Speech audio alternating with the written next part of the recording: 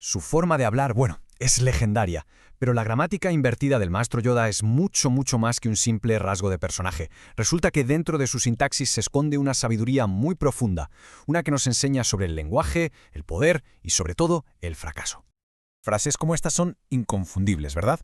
No es solo su voz o su aspecto, es esa cadencia que tienen sus palabras. Una estructura que a primera vista parece, pues, desordenada, pero que en realidad está pensada para obligarnos a escuchar, a procesar el mundo de una forma completamente diferente. Entonces, la pregunta es bastante clara. ¿Por qué habla de esa manera? ¿Y qué nos enseña todo esto sobre el aprendizaje? Porque, ojo, esta forma de hablar no es un capricho de guión, para nada. Es una clave para entender lecciones muy importantes sobre el lenguaje, sobre el poder y, lo más importante, sobre cómo el fracaso puede llegar a ser nuestro mayor maestro. Vamos a empezar por la superficie, por lo más evidente, su peculiar gramática. Podríamos decir que es la primera capa de su sabiduría, esa que todo el mundo reconoce al instante. Los lingüistas, de hecho, le han puesto nombre, Yoda Speak. En lugar de seguir el orden que nos parece normal, o sea, sujeto, verbo, objeto, Yoda le da la vuelta, pone el foco en la acción o en el objeto de una manera que nos obliga a prestar muchísima más atención.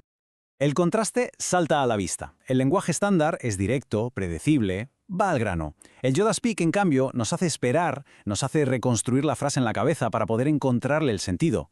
Y esta simple inversión gramatical ya nos está metiendo en una idea mucho más profunda sobre el propio lenguaje. Porque nos empuja a cuestionarnos la naturaleza misma de las reglas y de lo que consideramos correcto al hablar. A ver, en lingüística hay básicamente dos formas de entender la gramática. Una es la prescriptiva, que es la de los libros de texto, la que dicta las reglas y dice que está bien. Y la otra es la descriptiva, que en cambio simplemente observa y analiza cómo habla la gente de verdad. El Yoda Speak es un desafío en toda regla esa idea de que solo hay una forma correcta de comunicarse. Es que, como señala el lingüista Juan José Arias, la lengua estándar es, en el fondo, una construcción artificial que se aprende en la escuela, nadie nace hablándola. Si lo pensamos así, la forma de hablar de Yoda no es incorrecta, simplemente sigue sus propias reglas. Es una variedad lingüística más, y punto. Y esta idea de una lengua correcta nos lleva directos a una cuestión de poder. Porque claro, las reglas del lenguaje nunca son neutrales. Cuando se insiste en que solo hay una única forma correcta de hablar, lo que se está creando es una jerarquía. La lengua se convierte en una barrera, una forma de incluir a unos y de excluir a otros. Y esto, a menudo, se basa en criterios que no tienen nada que ver con la comunicación, como los socioeconómicos o los educativos. Este concepto se conoce como imperialismo lingüístico. Y lo que sugiere es que la imposición de una lengua como el inglés no es solo una cuestión de que nos entendamos. Es una forma de exportar toda una cultura, una economía y un sistema de valores. Un auténtico caballo de Troya. Y la escala de esta influencia es colosal, más de 1.000 millones de hablantes. Pero como bien señala el académico David Crystal, el poder de un idioma no tiene que ver con su belleza o su simplicidad, sino con el poder de la gente que lo habla. Es un legado directo del poder imperial británico y estadounidense a lo largo de la historia. Pero la sabiduría de Yoda va muchísimo más allá de una simple crítica al lenguaje. Su forma de hablar es solo el reflejo de una filosofía increíblemente profunda. En todo lo que dice resuenan ecos del budismo zen y tibetano. Esa idea de que el maestro no impone nada, sino que guía al discípulo para que encuentre la fuerza dentro de sí mismo. La confianza en la intuición, por encima de cualquier dogma. Esta es, quizás, su lección más famosa.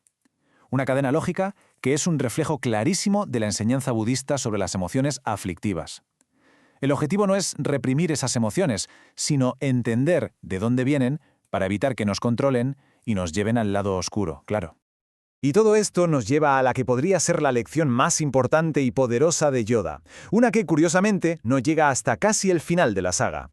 En los últimos Jedi nos encontramos con un Luke Skywalker completamente roto. Está consumido por la culpa de su propio fracaso y cree que la única solución es quemar el pasado, destruir los cimientos de la Orden Jedi para siempre. Pero justo en el momento clave, Luke duda. No es capaz de hacerlo, no puede destruir el pasado. Y entonces, de repente, aparece el fantasma de Yoda. Pero no para detenerle, sino para hacer lo que él no se atreve. Con una sonrisa invoca un rayo y quema el árbol sagrado, dejando a Luke, absolutamente estupefacto. Y aquí es donde llega la gran revelación. Yoda no le dice a Luke que ignore su fracaso o que se olvide de él. Le dice que lo abrace, que lo reconozca como la herramienta de aprendizaje más poderosa que jamás va a tener.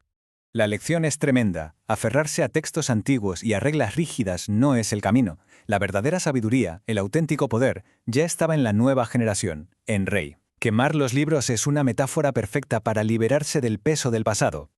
Y esta es la idea final, la más transformadora de todas. El objetivo de un maestro no es crear una copia de sí mismo. Es dar a quienes aprenden las herramientas, incluidas las lecciones de sus propios errores, para que puedan ir más allá.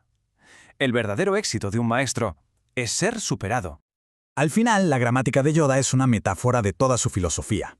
Rompe las reglas del lenguaje para enseñarnos una lección mucho más grande, que debemos mirar más allá de todas las reglas, para encontrar un significado profundo en el fracaso y para entender que aprender no es seguir un camino, sino tener el coraje de crecer más allá de él.